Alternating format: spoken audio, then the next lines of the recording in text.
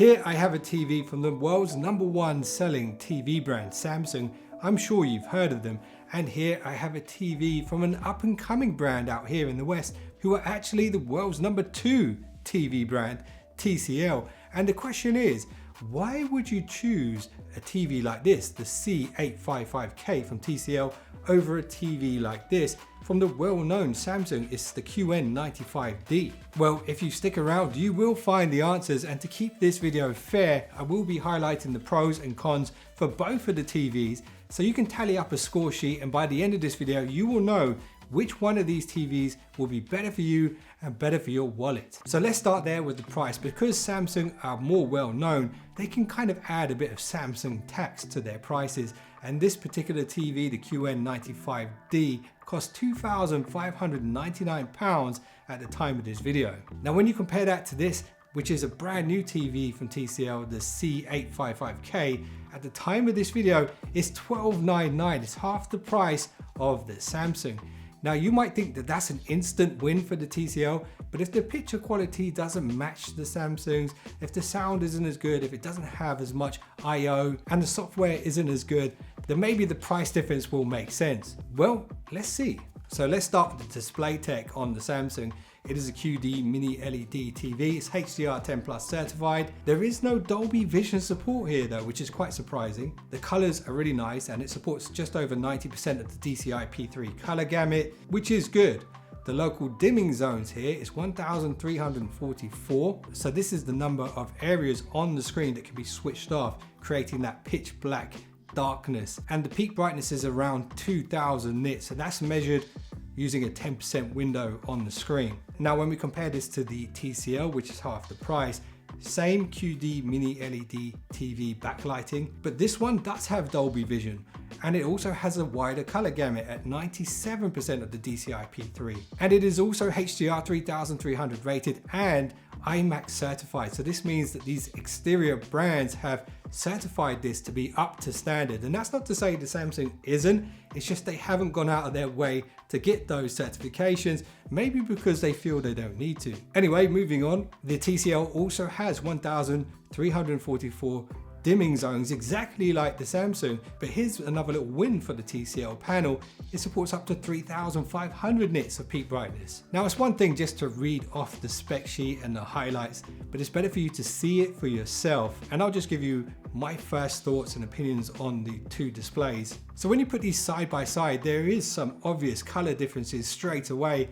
The Samsung TV is calibrated to be much cooler in tone, so you've got these bluer kind of hues over everything. Also, the brightness and contrast seems to be set very high. Now, this color calibration definitely makes the Samsung TV eye-catching, but I am noticing some clipping in the brighter areas of the picture, and also some crushing of detail in the shadow. So ultimately, in my opinion, the Samsung TV straight out of the box isn't really faithful to the filmmaker's colors. However, there is some good news here, because there is a filmmaker mode which you can switch the Samsung TV into, and then you'll get much more realistic colors from it. And of course, if you really care about picture quality and colors, you could get the Samsung TV professionally calibrated, but of course you'd have to pay someone to do that. Now, the TCL, on the other hand, straight away side by side with the Samsung, looks much warmer in color tone. And something that's really cool about this TV is it does switch the color mapping based on the content that's playing on screen. So it will automatically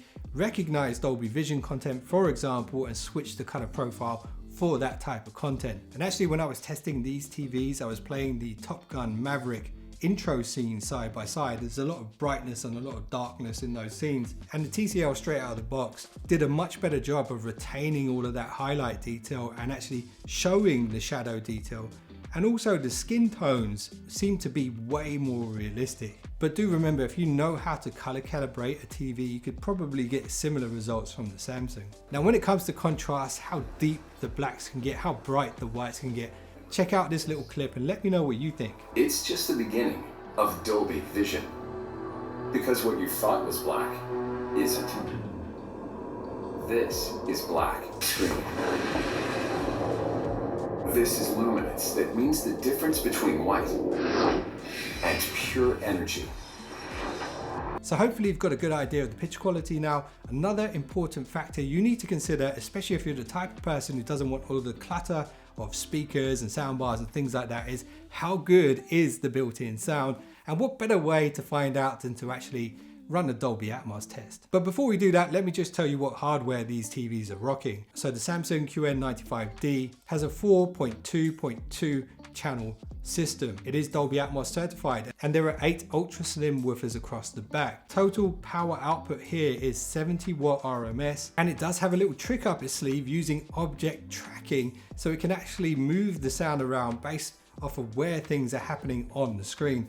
That's pretty clever. Now on the TCL, you have a 2.1.2 channel system. But what separates this from the Samsung is the fact that they've outsourced these speakers and the tuning of these speakers to Onkyo, who are a Japanese audio specialist company, and their audio expertise dates back to 1946. So that's got to count for something. However, the power output on the TCL was 60 watts RMS, so it's slightly lower than the Samsung, but will those more premium speakers and tuning bridge the gap?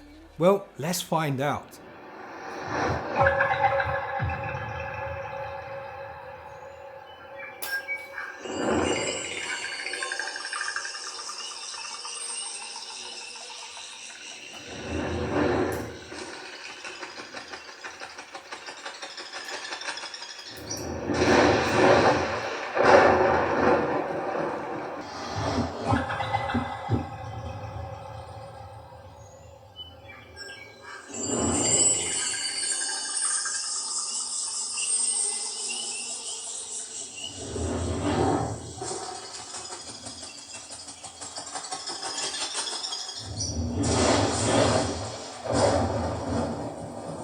So which one sounded better to you? Let me know in the comments. Now, if you're like me and you're going to hook up some external speakers, a surround sound system, you probably care more about the ports than you do the built-in speakers. So let's get a look at those. So starting with the Samsung, there is no one connect box here. Anyone familiar with Samsung TVs might be upset about that. Everything's built into the back of the TV. You've got 4 HDMI 2.1s, with one of those supporting up to 144 Hz. You've got 2 USB-A ports, an Ethernet port, and of course your cable antenna ports and things like that. So it does have pretty much everything you need. Now let's compare that to the TCL. So just like the Samsung, you've got 4 HDMI 2.1 ports, one of which supports 144 Hz. You have 2 USB ports, but one of these USB ports is actually placed perfectly on the bottom right corner. So I really like this about the TCL. That placement is perfect for plugging in USB sticks, hard drives and controllers without having to pull the TV away from the wall or swivel it around. It's just super convenient. Okay, now let's talk about the software differences, and let's start with the Samsung. So Samsung have been using their own TV software for forever now. It's called Tizen, and you get all of the popular streaming apps plus tons more, which is fantastic. It's nice and fast, it's a clean UI. You also get AirPlay and Chromecast support here, and a ton of features to play with. But one of the advantages that the Tizen has over the TCL software is if you are in the Samsung ecosystem and you got the fridge, you got the vacuums, you got the washing machines, you got the phones, the laptops, everything, you can control everything using that Tizen interface thanks to Samsung's SmartThings integration.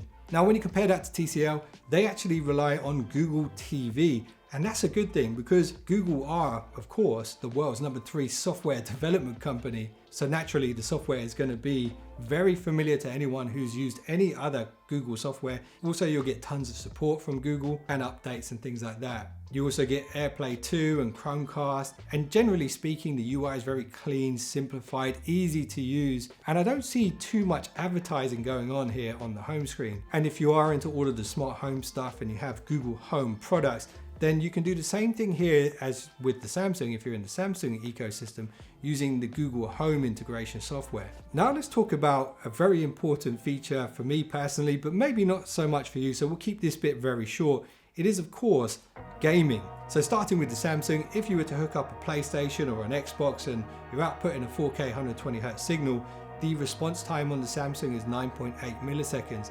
It does support AMD FreeSync Pro, and the TV has Samsung's Game Bar software. So this is a suite of tools that you can use to enhance your gaming experience. And it's a really nice touch. Also, if you're going to be gaming on PC, there's a super ultra wide game view mode where you can set the TV into 21:9 aspect ratio or 32:9, and ALLM and VRR is supported here. But one exclusive standout feature for the Samsung is the Xbox streaming service. So I believe Samsung are the only brand to actually have Xbox streaming, but you do get other services here on the TCL, popular ones too. So with the TCL, same scenario. If you were to hook up a PlayStation 5 or an Xbox that outputs 4K 120 Hz, the response time is actually better at 5.7 milliseconds. It also supports FreeSync and G-Sync and ALLM and VRR. And of course they have their own Game Master software, which is the equivalent to what Samsung have with theirs. And again, you get a bunch of cool tools to use to enhance your gameplay. Now, having tested out the PS5 on both of these TVs, I can honestly say both perform very, very well and will be ideal for casual gamers. However, if you're a more serious gamer, then you might want to look at the TCL because of course you get that Dolby Vision support. So if you are going to hook up an Xbox, it will recognize that signal and give you the proper output. Another advantage for the TCL, if you're a competitive gamer, is that quicker response time. Those milliseconds really count when it comes to first-person shooters online, for example. Anyway, before I bore you to death with all the gaming stuff, let's get a quick look at the design. So both TVs have similar bezels on the front. And actually, if you put these side by side, it's quite hard to tell which one's which unless you really look for the logos at the bottom. The frames on both TVs are metal, with the TCL's frame actually being a grade 2 titanium. Samsung don't actually disclose what metal they're using on the frame, but it does look premium. Both the bases on the TVs are almost identical and they're solid metal and pretty heavy. Now, a win for the Samsung here is definitely the cable management. They've got a bunch of grooves across the back from where the ports are, and you can actually hide the cables inside the plastic part of the stand and clip the cover on top so you don't see those cables. TCL haven't completely neglected cable management. There are some slots in the stand, but you can't cover them over to lock them in place. The only other notable difference is when you turn the TV sideways, the TCL is slightly wider, and that's probably due to the Onkyo speakers and sub that it has built in. So the Samsung is slightly thinner, but then maybe you get a thinner sound as a result. So instead of summarizing everything that I've said in this video, I'm just going to give you guys 3 takeaways for each one of these TVs. Let's start with the Samsung. So it's got more speakers, it's got more wattage output, so the potential to get louder than the TCL. Also, it has the Q Symphony support, so this means if you have more Samsung speakers, you can connect to those wirelessly. And also that AI tracking thing is quite nice, where it can move the sound around according to what's on the screen. Now, when it comes to the Tizen software, if you are in that Samsung ecosystem, then you're going to love this because you can control everything from your TV. Also, something that I didn't mention when we were talking about the picture quality is Samsung's new processor. It's called the NQ4 AI Gen 2 processor, and it's actually really good at upscaling lower res footage. Now let's talk about the TCL. Straight out of the box, without any tweaks or anything like that, in my opinion, the picture quality is better. It feels more natural, the details are more visible. So ultimately, with minimum effort, you just have a better picture straight out of the box. Not to say that the Samsung can't match it if calibrated, but the point is you don't have to calibrate this one. And the second takeaway for TCL is, of course, that Google software. It is so clean, so easy to use. Plus, you'll have everything you'll ever need on a smart TV. And the third one is probably the most important of all. The TCL TV is half the price of the Samsung. Is it half as good? No, I think it's as good and maybe better in some areas. And actually, it's pretty crazy how close these two TVs are when it comes to all of the aspects of what makes a good TV. So let me know what you guys think. $1,299, $2,699. Do you think that price difference is warranted? And if so, why? Because I'm genuinely interested to hear that in the comments below. Appreciate you guys for watching this one. If you got any value out of it at all, a little thumbs up, comment, subscribe. I would appreciate it. And if you just subscribed, you're now one of the finest subscribers known to man. And I will see you in the next one. Don't be late.